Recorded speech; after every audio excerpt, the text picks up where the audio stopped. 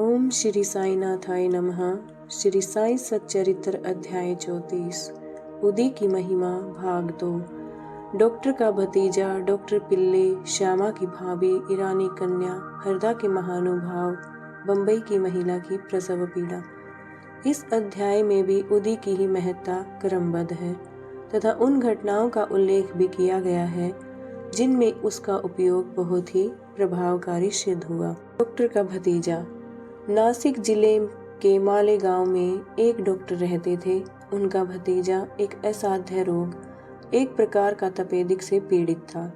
उन्होंने तथा उनके सभी डॉक्टर मित्रों ने समस्त उपचार किए, यहाँ तक कि उसकी शल्य चिकित्सा भी कराई गई। फिर भी बालक को कोई लाभ न हुआ। उसके कष्टों का पारावार न था।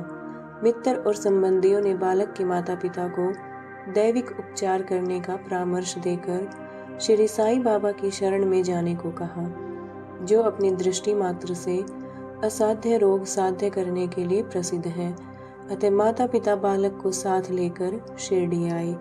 उन्होंने बाबा को साष्टांग प्रणाम कर श्री चरणों में बालक को डाल दिया और बड़ी नम्रता और आदरपूर्वक विनती की कि हे प्रभु, हम लोगों पर दया करो। आपका संकट मोचन नाम सुनकर ही हम लोग यहाँ आए हैं। दया कर इस बालक की रक्षा कीजिए प्रभु, हमें तो केवल आपका ही भरोसा है। प्रार्थना सुनकर बाबा को दया आ गई और उन्होंने सांत्वना देकर कहा कि जो इस मस्जिद की सीढ़ी चढ़ता है उसे जीवन पर्यंत कोई दुख नहीं होता। चिंता ना करो, यह उदीले उस रोग ग्रसित स्थान पर लगाओ। ईश्वर पर विश्वास रखो, वह सप्ताह के अंत में पूर्ण स्वस्थ हो जाएगा। यह मस्जिद नहीं है, यह तो द्वारकावती है, और जो इसकी सीढ़ी चढ़ेगा उसे स्वास्थ्य और सुख की प्राप्ति होगी तथा उसके कष्टों का अंत हो जाएगा। बालक को बाबा के सामने बिठाया गया। वे उस रोगग्रस्त स्थान पर अपना हाथ फेरते हुए दयापूर्ण दृष्टि से बालक की ओर निहारने लगे। रोगी अब प्रसन्न रहने लगा और उदी के लेप से बालक थोड़े समय में ही स्वस्थ हो गया। माता पिता अपने को बाबा का ऋणी और कृतज्ञ मानकर बालक को लेकर शिरडी से चले गए। यह लीला देखकर बालक के काका को, जो डॉक्टर थे, महान आश्चर्य हुआ तथा उन्हें भी बाबा के दर्शनों की तीव्र उत्कंठा हुई। इसी समय जब वे कार्यवश बम्बई जा रहे थे, तभी मालेगांव और मनमाड़ के निकट किसी ने बाबा के विरुद्ध उनके कान भर दिए। इस कारण वे शिरडी जाने का विचार त्याग कर सीधे बम्बई चले गए। वे अपनी शेष छुट्टियां अलीबाग में व्यतीत करना चाहते थे, परंतु बम्बई में उन्हें लगातार 3 रात्रियों तक एक ही ध्वनि सुनाई पड़ी कि क्या अब भी तुम मुझ पर अविश्वास कर रहे हो। तब डॉक्टर ने अपना विचार बदलकर शिरडी को प्रस्थान करने का निश्चय किया। बम्बई में उनके एक रोगी को सांसर्गिक ज्वर आ रहा था, जिसका तापक्रम कम होने का कोई लक्षण दिखाई न देने के कारण उन्हें ऐसा लग रहा था कि कहीं शिरडी की यात्रा स्थगित न करनी पड़े। उन्होंने अपने मन ही मन एक परीक्षा करने का विचार किया कि यदि रोगी आज अच्छा हो जाए तो कल ही मैं शिरडी के लिए प्रस्थान कर दूंगा।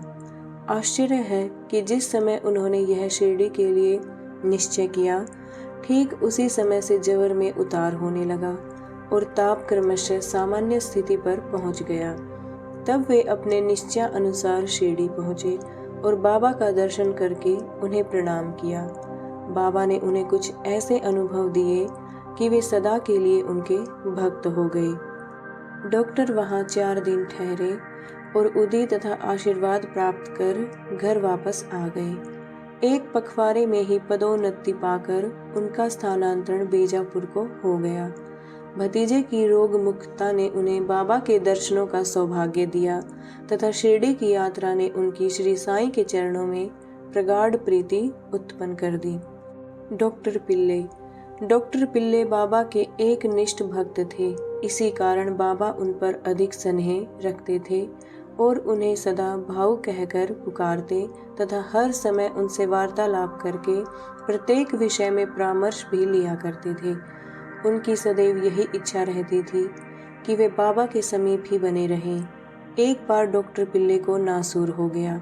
वे काका साहिब दीक्षित से बोले कि मुझे असहनीय पीड़ा हो रही है और मैं इस जीवन से मृत्यु को अधिक श्रेष्ठकर समझता हूँ। मुझे ज्ञात है कि इसका मुख्य कारण मेरे पूर्व जन्मों के कर्म ही हैं। जाकर बाबा से कहो कि वे मेरी यह पीड़ा अब दूर करें। मैं अपने पिछले जन्म के कर्मों को अगले 10 जन्मों में भोगने को तैयार हूँ। तब काका दीक्षित ने बाबा के पास जाकर उनकी प्रार्थना सुनाई। साईं तो दया के अवतार ही हैं। वे अपने भक्तों को कष्ट कैसे देख सकते हैं। उनकी प्रार्थना सुनकर उन्हें भी दया आ गई और उन्होंने दीक्षित से कहा कि पिल्ले से जाकर कहो कि घबराने की ऐसी कोई बात नहीं है। कर्मों का फल 10 जन्मों में क्यों भुगतना पड़ेगा, केवल 10 दिनों में ही गत जन्मों के कर्म फल समाप्त हो जाएंगे। मैं तो यहाँ तुम्हें धार्मिक और आध्यात्मिक कल्याण देने के लिए ही बैठा हूँ। प्राण त्यागने की इच्छा कदापि न करनी चाहिए। जाओ, पीठ पर लाद कर उन्हें यहाँ ले आओ। मैं सदा के लिए उनके कष्टों से उनका छुटकारा कर दूंगा। तब उसी स्थिति में पिल्ले को वहाँ लाया गया। बाबा ने अपनी दाहिनी ओर उनके सिरहाने अपनी गादी देकर सुख से लिटाकर कहा कि इसकी मुख्य औषधि तो यह है कि पिछले जन्मों के कर्म फल को अवश्य ही भोग लेना चाहिए, ताकि उनसे सदैव के लिए छुटकारा हो जाए। हमारे कर्म ही सुख दुख के कारण होते हैं, इसीलिए जैसी भी परिस्थिति आए उसी में संतोष करना चाहिए। अल्लाह ही सब पर भला करने वाला है और वही सबका रक्षण करता है। ऐसा विचार कर सदैव उनका ही स्मरण करो, वे ही तुम्हारी चिंता दूर करेंगे। तन मन धन और वचन द्वारा उनकी अनन्य शरण में जाओ, फिर देखो कि वे क्या करते हैं। डॉक्टर पिल्ले ने कहा कि नाना साहेब ने मेरे पैर में एक पट्टी बांधी है, परंतु मुझे उससे कोई लाभ नहीं पहुंचा। नाना तो मूर्ख है। बाबा ने कहा, वह पट्टी हटाओ, नहीं तो मर जाओगे। थोड़ी देर में ही एक कौवा आएगा और वह अपनी चोंच उसमें मारेगा, तब तुम शीघ्र ही अच्छे हो जाओगे। जब यह वार्तालाप हो ही रही थी कि उसी समय अब्दुल, जो मस्जिद में झाड़ू लगाने तथा दिया बत्ती आदि स्वच्छ करने का कार्य करता था, वहां आया। जब वह दिया बत्ती स्वच्छ कर रहा था तो अचानक ही उसका पैर डॉक्टर पिल्ले के नासूर वाले पैर पर जा पड़ा। पैर तो सूजा हुआ था ही, और फिर अब्दुल के पैर से दबा तो उसमें से नासूर के 7 कीड़े बाहर निकल पड़े और कष्ट असहनीय हो गया और डॉक्टर पिल्ले उच्च स्वर में चिल्ला पड़े। किंतु कुछ समय के बाद ही वे शांत होकर गीत गाने लगे। तब बाबा ने कहा, देखा भाव, अब अच्छा हो गया है, और गाना गा रहा है। गाने के बोल थे, करम कर मेरे हाल पर तू करीम, तेरा नाम रहमान है और रहीम, तू ही दोनों आलम का सुल्तान है, जहाँ में नुमाया तेरी शान है, फना होने वाला है सब कारोबार, रहे नूर तेरा सदा आशिकार, तू आशिक का हरदम मददगार है, मददगार है। फिर डॉक्टर पिल्ले ने पूछा कि बाबा, वह कौवा कब आएगा और चोंच मारेगा? बाबा ने कहा, अरे क्या तुमने कोए को नहीं देखा? अब वह नहीं आएगा। अब्दुल, जिसने तुम्हारा पैर दबाया, वही तो कौवा था। उसने चोंच मारकर नासूर को हटा दिया। वह अब फिर से क्यों आएगा? अब जाकर वाड़े में विश्राम करो, तुम शीघ्र ही स्वस्थ हो जाओगे। उदी लगाने और पानी के साथ मिलाकर पीने से बिना किसी औषधि या चिकित्सा के ही वे 10 दिनों में ही निरोग हो गए, जैसा कि बाबा ने उनसे कहा था। श्यामा के छोटे भाई की पत्नी भयाहू। सांवली विहीर के समीप श्यामा के छोटे भाई बाबा जी रहते थे। एक बार उनकी पत्नी को गिल्टियों वाला प्लेग हो गया। उसे जवर हो गया और उसकी जांघ में प्लेग की 2 गिल्टियां निकल आई। बाबा जी दौड़कर श्यामा के पास आए और सहायता के लिए प्रार्थना की। श्यामा भयभीत हो उठे। उन्होंने सदैव की भांति बाबा के पास जाकर उन्हें नमस्कार किया और सहायता के लिए उनसे प्रार्थना की तथा भाई के घर जाने की अनुमति मांगी। बाबा ने कहा कि इतनी रात्रि व्यतीत हो चुकी है, अब इस समय तुम कहाँ जाओगे? केवल उदी ही भेज दो। जवर और गिल्टी की चिंता क्यों करते हो? भगवान तो अपने माता पिता और स्वामी हैं ही, वह शीघ्र ही स्वस्थ हो जाएगी। अभी मत जाओ, प्रातःकाल जाना और शीघ्र ही लौट आना। श्यामा को तो उस मृत संजीवनी उदी पर पूर्ण विश्वास था। उसे ले जाकर उसके भाई ने थोड़ी सी उदी गिल्टी और माथे पर लगाई और कुछ जल में घोलकर रोगी को पिला दी। जैसे ही उसका सेवन किया गया वैसे ही पसीना प्रवाहित होने लगा। जवर मंद पड़ गया और रोगी प्रगाढ़ निद्रा में निमग्न हो गया।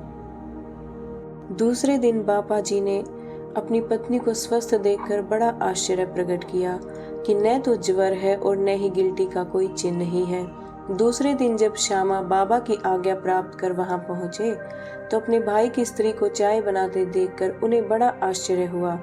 अपने भाई से पूछताछ करने पर उन्हें पता चला कि बाबा की उदी ने एक रात्रि में ही रोग को समूल नष्ट कर दिया है।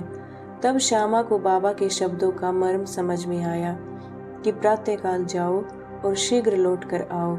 चाय पीकर श्यामा लौट आया और बाबा को प्रणाम करने के पश्चात कहने लगा कि देवा, यह क्या नाटक है? पहले बवंडर उठाकर हमें अशांत कर देते हो, फिर हमारी शीघ्र सहायता कर सब ठीक ठाक कर देते हो।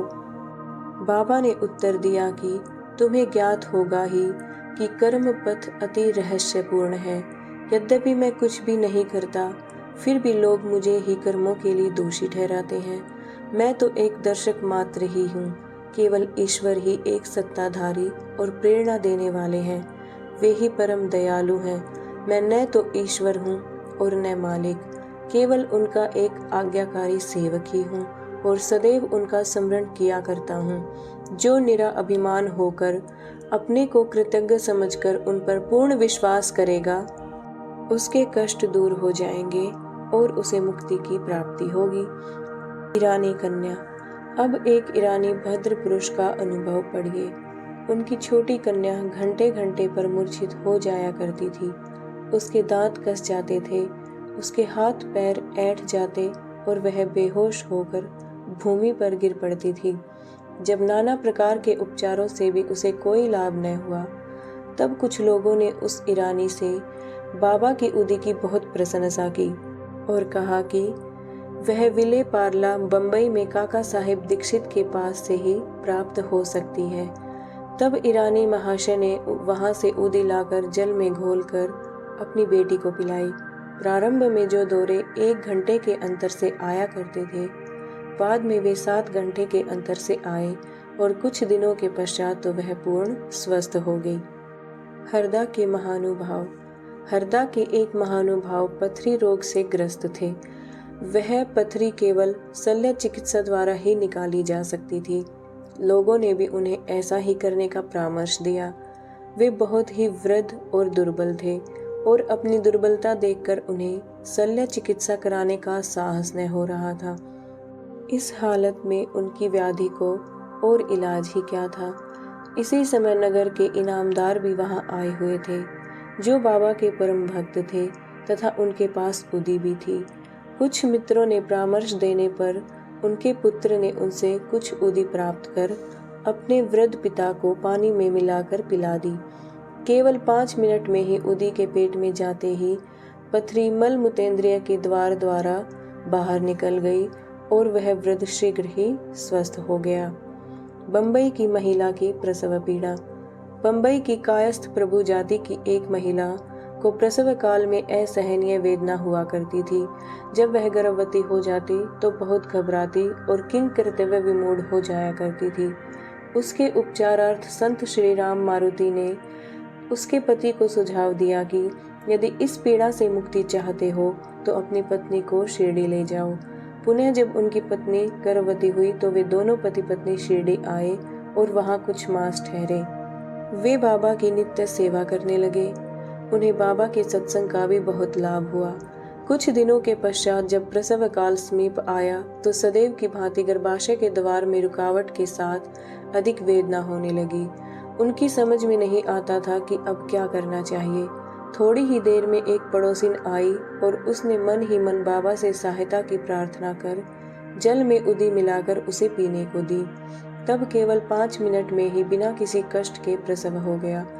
बालक तो अपने भाग्य अनुसार ही उत्पन्न हुआ, परंतु उसकी माँ की पीड़ा और कष्ट सदा के लिए दूर हो गए। वे अपने को बाबा का बड़ा कृतज्ञ समझने लगे और जीवन पर्यंत उनके आभारी बने रहे। श्री सद्गुरु साईनाथार्पणमस्तु। शुभम भवतु। अध्याय 34 संपूर्णम। ओम श्री साईनाथाय नमः।